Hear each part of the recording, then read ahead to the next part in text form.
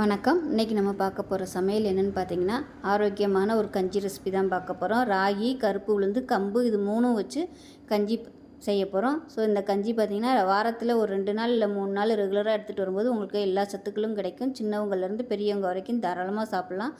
இந்த கஞ்சி நார்மலாக உள்ளவங்க ஸ்வீட் போட்டு சாப்பிட்லாம். சுகர் பேஷண்ட்டாக இருந்தீங்கன்னா தயிரும் உப்பும் கலந்து கூட நீங்கள் சாப்பிட்லாம். ஸோ வாங்க இந்த அருமையான கஞ்சி எப்படி செய்யலாங்கிறத பார்க்கலாம். ஒரு பவுல் எடுத்துக்கலாம். இதில் வந்து ஏதாவது ஒரு கப் எடுத்துக்கோங்க. நான் வந்து இந்த சின்ன டம்ளர் எடுத்திருக்கேன். இது வந்து 100 ml பிடிக்கும். இந்த டம்ளரில் ஒரு 1/4 டம்ளர் அளவுக்கு கருப்பு உளுந்து எடுத்திருக்கேன். இதுக்கு பதிலாக நீங்கள் வெள்ளை உளுந்தும் சேர்த்துக்கலாம். கருப்பு உளுந்து சேர்த்திங்கன்னா உங்களுக்கு நல்லா ஹெல்த்தியாகவும் இருக்கும். இதில் 1/4 டம்ளருக்கும் கம்மியாக ராகி, முழு ராகி, அதாவது கேழ்வரகு, அதே மாதிரி 1/4 கப்புக்கும் கம்மியாக கம்பு. இப்போ இது எல்லாத்தையுமே நல்லா கழுவிக்கலாம். இப்போ நல்லா ஒரு 4-5 தடவை கழுவிட்டு நல்லா பிசைஞ்சு விட்டு கழுவிக்கோங்க. இதில் வந்து நான் தண்ணி சேர்த்துக்கிறேன். நான் வந்து கொஞ்சம் சுடு தண்ணி சேர்க்குறேன். அரை மணி நேரத்தில் வந்து நான் ரெடி பண்ணணுங்கிறதுனால சீக்கிரமாக ஊறணுங்கிறதுக்காக சுடு தண்ணி சேர்த்துருக்கேன். உங்களுக்கு டைம் இருந்துச்சுன்னா நல்லா ஒரு 1 மணி நேரம் ஊற விடுங்க. இப்போ இது வந்து நல்லா ஒரு ஊறட்டும். இப்போ இது நல்லா ஊறிடுச்சு. இப்போ இது வந்து தண்ணியை இருத்துட்டு ஒரு மிக்சி ஜாரில் சேர்த்துக்கலாம். தண்ணியோடு சேர்க்க வேணால் நல்லா தண்ணியை இருத்துட்டு சேர்த்துக்கோங்க.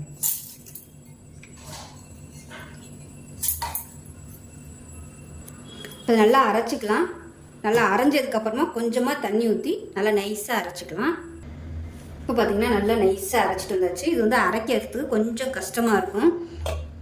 அந்த ராகி எல்லாம் போட்டிருக்கிறதுனால அரைக்கிறதுக்கு கஷ்டமாக இருக்கும். கொஞ்சமாக நீங்கள் ஃபஸ்ட்டு வந்து நீங்கள் அரைச்சிட்டு அதுக்கப்புறமா கொஞ்சம் கொஞ்சமாக தண்ணி ஊற்றி அரைச்சிக்கோங்க. இந்த மாதிரி வலுவலுன்னு அரைக்கணும். நான் இப்போ அரைக்கும்போது இப்போ ஒரு பேன் எடுத்துக்கலாம். நான் வந்து கேஸ் இன்னும் ஆன் பண்ணல. இப்போ நம்ம அரைச்ச மாவு வந்து இந்த டம்ளரில் நல்லா 1 டம்ளர் அளவுக்கு இருக்குது. 1 டம்ளரும் இன்னும் கொஞ்சமும் இருக்குது. இப்போ இதில் வந்து நம்ம எவ்வளோ தண்ணி ஊற்றணும்னா நல்லா ஒரு 6 டம்ளர் அளவுக்கு தண்ணி ஊற்றிக்கலாம். எல்லாத்தையும் நல்லா கலந்துட்டு சேர்த்துக்கலாம். நல்லா திக்னஸ் ஆகிட்டே வரும். அதனால் தண்ணி வந்து கொஞ்சம் கூடவே சேர்த்துக்கலாம்.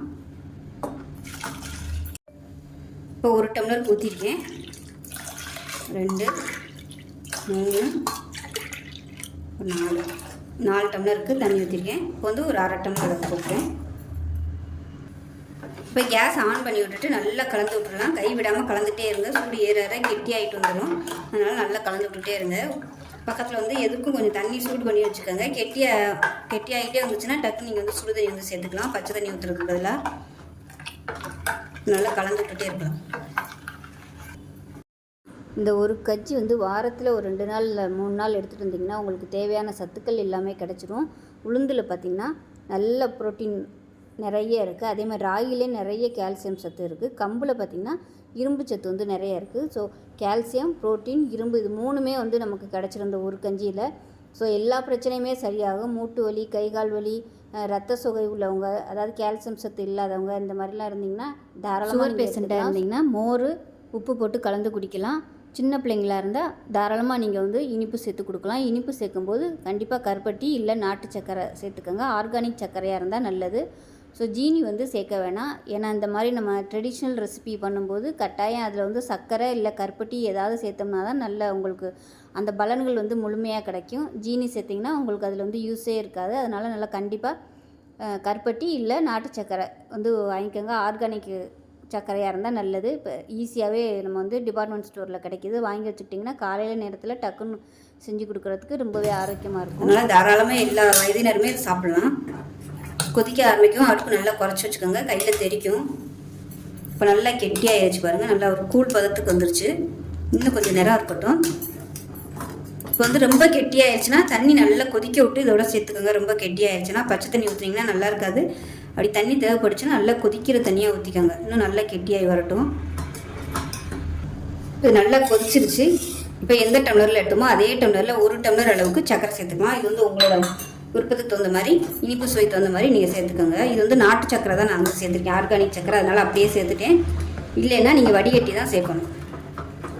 கருப்பட்டி சேர்த்திங்கன்னா ரொம்ப ஹெல்த்தியாக இருக்கும். இப்போ பார்த்திங்கன்னா சர்க்கரை சேர்த்து நல்லா கரைஞ்சிருச்சு. இப்போ நமக்கு அருமையான ஒரு கஞ்சி ரெடி ஆயிடுச்சு.